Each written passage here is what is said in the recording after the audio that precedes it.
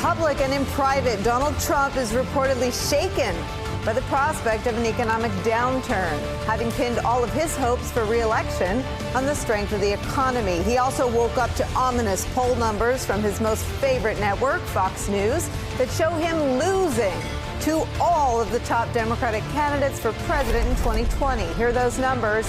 Biden beats Donald Trump 50-38. Bernie Sanders 48-39, Elizabeth Warren 46-39, and Senator Kamala Harris 45-39.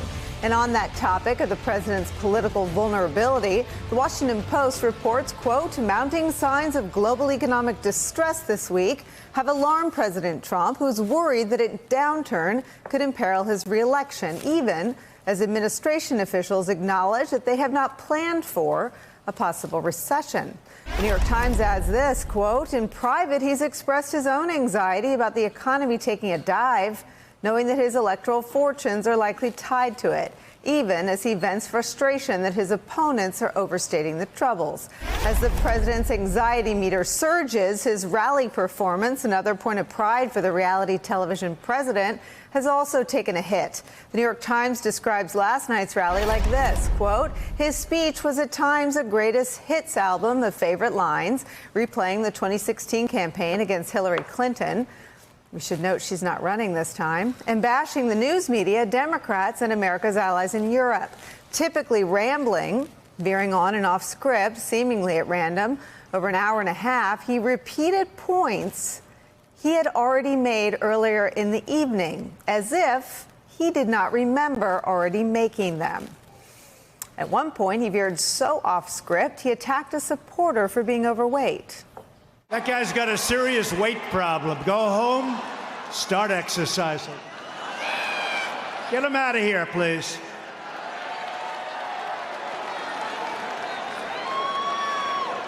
Got a bigger problem than I do. Got a bigger problem than all of us. Now he goes home and his mom says, what the hell have you just done? That is where we start today with some of our favorite reporters and friends. From the Washington Post, White House Bureau Chief Phil Rucker. With us at the table, Axios political reporter Alexi McCammond, Republican strategist and former communications director for the RNC, Tim Miller. Plus, former U.S. Attorney Joyce Vance is back, and the Rev. Al Sharpton, host of Politics Nation here on MSNBC and president of the National Action Network. Phil Rucker, let me start with you. What about last night? Well, Nicolle, it was a return to the campaign trail for President Trump. It was indeed a rambling speech. It went on for more than an hour, and he veered across so many topics.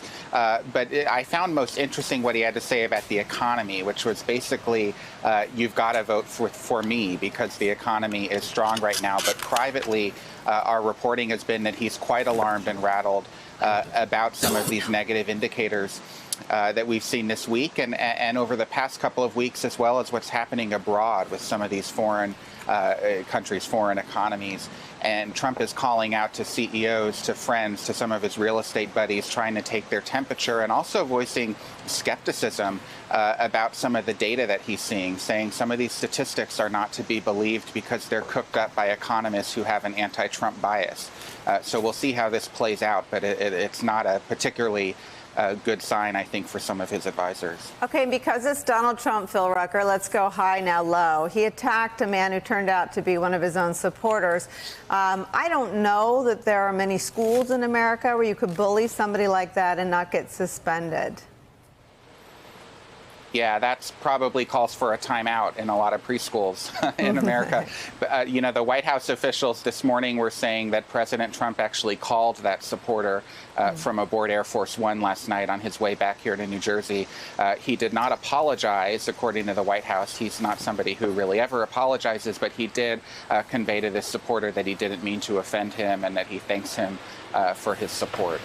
All right, Joyce, let's go there because the New York Times did. I read this in the open, but I'll read it again. The speech, as Phil Rucker said, typically rambling, veering on and off script, seemingly at random, over an hour and a half. He repeated points he had already made earlier in the evening as if he did not remember already making them. And I've been on jury duty, so let me enter that into evidence alongside a couple of other things. David Brooks reported in 2000 17 that a bunch of Republicans came out of a meeting where Donald Trump displayed some signs that were similar to the early stages of Alzheimer's. You've got reporting, I think, from Phil's newspaper, from Axios and other places, that in and out of the room, people either disparagingly or affectionately are saying at an increased clip, he's crazy. You know, there's pervasive reporting in this regard. And if it was Grandpa, you would probably take him to see a neurologist or someone who specialized in geriatric medicine. That hasn't happened here. That we know of is right. But the remedy is the 25th Amendment. And that requires an intact cabinet, which Trump does not have, whether by design or by accident. Most of the cabinet is acting, we don't know what the mix would look like in a vote, and there's no will to take that on in any event. So there's no will to fill a cabinet with the kind of appointees that would have that power. I would posit that there's not a lot of will to have this conversation, but when it shows up in black and white in the hard copy print of the New York Times, it's impossible for me to ignore it. I mean, you've now got the White House beat reporters, including in their stories about the rally, that the man repeated himself as though he didn't know he'd already made those points. When you look at the fact that Grandpa is not sitting home reading the paper, but he's on the front page of the paper, and that Grandpa is the football with the nuclear bombs mechanisms near him, this is frightening. You're talking about a man yesterday that at one point in the speech was attacking Hillary Clinton, which was 2.5 years ago, kept repeating himself, attacks an overweight supporter of his that he didn't know was there supporting him. And we've been hearing over and over again that he's losing it. And I think what is driving this even more, Nicolle, is that with the economy appearing to be headed at least downward, if not a recession, what you have in England and other problems in Europe, it drives him even further into whatever cloudy area he is mentally, and he's becoming desperate because the race card that he used the last couple of weeks is not working. Because you can't tell farmers that are sitting there with soybeans and others in your base that you caused these trade wars and rumors, you can't tell them they got it or it's their fault, but so long before they start saying, but you told me you would improve my lot and it's not improved. Where's the infrastructure bill? Where are the things he promised his own supporters? Forget about us. He told us that he wasn't going to do anything in terms of those of us that believe in things. But the infrastructure bill, the farmers, the coal miners, he promised all of that, and he can't blame that on blacks and Mexicans because we don't have any of those jobs. But I think part of the reason we're not hearing about infrastructure or an economic plan for a potential recession, and we're hearing about Hillary Clinton, an overweight man in the crowd, Elizabeth Warren, who he called Pocahontas, is because it's so much easier for someone like Donald Trump to run against an enemy of any sort that he can identify and sort of make a caricature of themselves and drag them through the mud than it is for him to run against himself, which is on a lack of a plan on health care, on infrastructure, on Social Security, a lack of a plan to deal with an economic recession. So instead of getting up there and touting what he claims is a booming national economy, he can't do that. He can't run against himself or on all of his accomplishments. So instead, he targets anyone he can to make an opponent, to turn his base against that person. Phil Rucker talked about his own skepticism, the president's skepticism about economic data. Let me read you something that Catherine Rampo of the Washington Post writes on the topic of fake stats. When Obama was president, the official economic statistics were good. Trump said they were fake. When Trump became president and inherited the exact same stats, suddenly they were real. Now that they're turning south, they're fake again. My question for you is he putting too much faith in what he's already programmed his voters to do, which is to not believe their eyes and not believe their ears, to only believe him? Or will the numbers not lie if people, as the Rev says, start to feel it? He has no other option but to do that. To lie. To lie, to gaslight and to lie, and to tell his voters not to listen to the experts, to tell his advisors not to listen to the experts. This has been in his mind, the way that he became president in the first place. You know, all the experts told him not to run. All the experts said he wasn't going to win, right? And so here he is. Now he's in the White House, and these same nerds, or what, weenies, whatever he called them, I think he called them weenies, are seriously, these same weenies are telling him that the economy's going bad. Weenie, I won't take that personally. He's a former staffer. Yeah, well, same. So, you know, look, I think that what he is going to do to go forward all the way up until November of next year is say you can either believe me or you're lying eyes, and he's going to say that the economy is great no matter what happens, no matter how bad it gets. Phil Rucker, your reporting on the president's angst about the economy today is so interesting, and I just have heard anecdotally that the president's calculation on 2020 is that he's in decent shape if and only if the economy holds up. Is there any indication that, and I'm not sure how he turns any harder into, and you and your colleagues have a great piece this week about paper straws and other cultural issues, but that seemed, the three legs of his stool are sort of one, the magic he feels he creates in the room, two, the cultural issues that y'all wrote about this week, plastic straws, attacking NFL players, the wedge issues, attacks on the squad, and then the third, which you report on today, the economy holding up. Is there any inkling or any talk of anything else being out there for this president to cling to?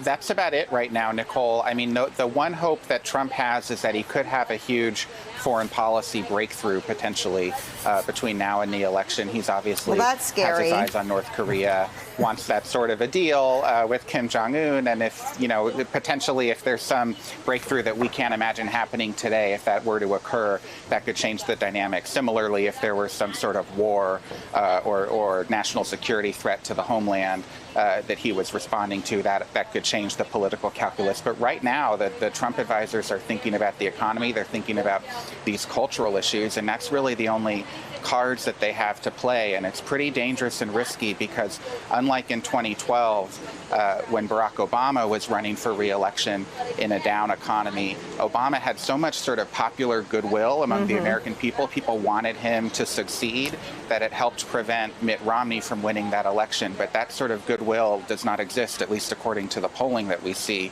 with Donald Trump. Okay, so Phil just perfectly framed my next question for all of you. All he's got is stoking racial animus in this country, spinning or lying, as you said, about the strength of the economy, which is still good, but not as good as he says it is.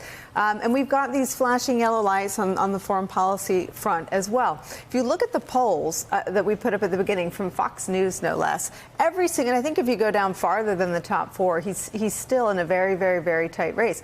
I guess my question, the predictions I'm looking for are, is he scarier when he feels like he escaped a bad fate, like being exonerated from Mueller, or is he scarier when he's politically weak and desperate?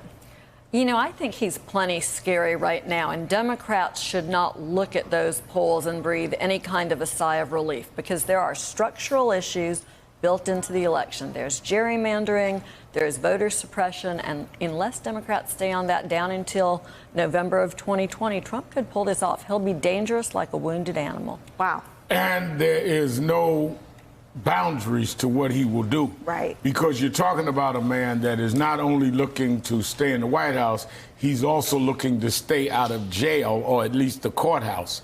So he's going to swing with everything he has. And I think that for the Democrats to in any way relax, thinking we've got this in the bag or that we should not come with the best candidate, would play right into his hands. But he's going to have a hard time, even with a breakthrough with a foreign situation, to convince people that he did what he said. He didn't promise those farmers or the people in Appalachia or the people in Pennsylvania that I'm going to bring Kim Jong-un to the table. That's not what he promised them. But if the Democrats can articulate that and drive that message home, he'll get away with it. A lot of it is going to be, do the Democrats understand what they need to do? Because if anybody can beat themselves, the Democrats have shown they can do that.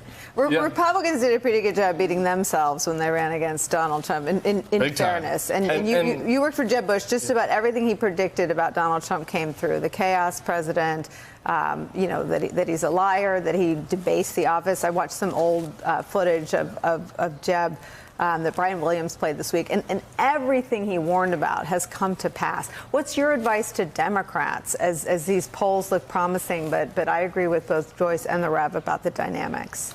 Look, I think that what the Democrats need to do is just zero in on the economy, on the economic attacks on him, on the way that he's left people behind. Like you said, Rev, I think we get caught up in all these scandals of the day, and they should talk about them. I'm not saying that they should hide from them, but they need to focus on the people that Donald Trump has left behind, the promises that he made to them. His whole campaign is promises kept, promises kept. He hasn't kept any of his promises. The main three promises of his campaign were Mexico is going to pay for the wall, Hillary is going to be in jail, and he was going to drain the swamp. And that he was even going to build a wall. Right. That's it. Those are the three things. Slats. He hasn't followed up on any of those. The manufacturing base of this country hasn't come back. So I think Alexi said it earlier. What is his card? His card is going to be to divide and attack and be as nasty and divisive as possible, coming from all angles, coming from the right and the left against the Democrats. And the only way to defeat him is going to be to go right back at him.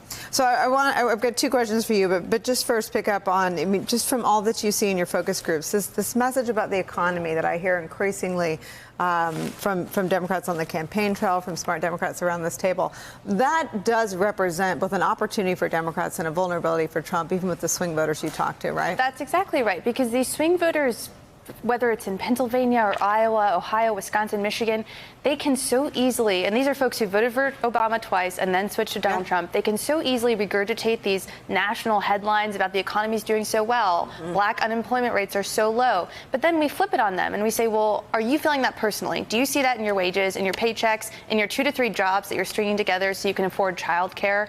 And they say no. And I think that is an opportunity for Democrats to say, look, you might think that the national economy is moving in the right direction, no matter what Trump is trying to do with tariffs. But if it's not reflected in your paycheck, you should think about that twice and 3 times when you're going to the, voting box on Election Day in November 2020. And I think that is just what's really fascinating when we're hearing these economic stats from Donald Trump. People's wages are not going up. Right. And it's heartbreaking to hear from people who say, I make $18 an hour, and that's only so that I can get government assistance to pay for my child care, because otherwise I couldn't get child care for my kids. Donald Trump's not talking about that. He's not talking to those folks. And it's such a good point in terms of the time he's had to speak to their concerns. I spent a lot of time with these 2-time Obama voters who voted for Trump in Erie, PA, and Bay City, Michigan. And in the first 6 months, their jobs hadn't come back, of course, but they were willing to give him time. And I guess what you're seeing is that there's this open question now about whether he's had enough time. I want to put one more thing to you from this Fox News poll. Voters who have a negative view of both Biden and Trump back Biden by a 43 to 10% margin in the head-to-head matchup. So they don't like either. And we heard a lot of this in 2016. They didn't like their choices. In the Biden-Trump case, 43 to 10% favor Biden. Many would vote for somebody else or wouldn't vote for somebody else. Some are undecided. So that's another, I think, flashing yellow in these polls. Especially after the 2016 election, in which folks who didn't folks who didn't like both Hillary and Trump, he won them by 17 percentage points nationally, I think, and in those crucial battleground states that really afforded him his electoral college victory. I mean, that is definitely something he should be worried about. And there's something else in that poll that Aaron Blake at the Washington Post wrote about his base support and the margin of error between that and the folks who actually support him, right? The people who approve of his job is higher than the vote share that he's getting. It might be 4 to 5 percentage points, but that is still something he has to think about when he's claiming and playing to this base of supporters who are mostly white, who might approve of the job he's doing, but who aren't totally sold on voting for him again after they took a chance on him in 2016. And also, I think people forget his populist rhetoric that he's fallen back on because he's been president. You forget that he said this, but he said he was going to go after the prescription drug companies and the banks and the top tax. He hasn't done any of that.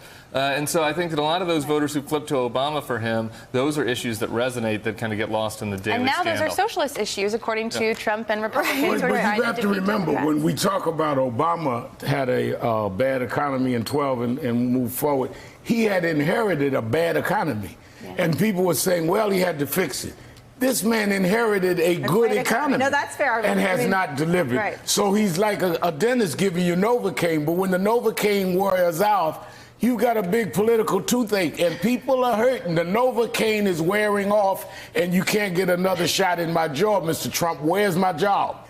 Phil Rucker, I want to give you the last word, and I want to get your insights and your reporting and your analysis on how Trump reads these polls. We all know how he reads coverage that's true, that people close to him are sourced on, calls it fake news, and the truer, the louder the squeal from the Oval Office. What's your read on any of the polls? Kellyanne Conway is a pollster. Obviously, she can tell a good poll from a bad poll. Are the Fox News polls being dismissed as fake news?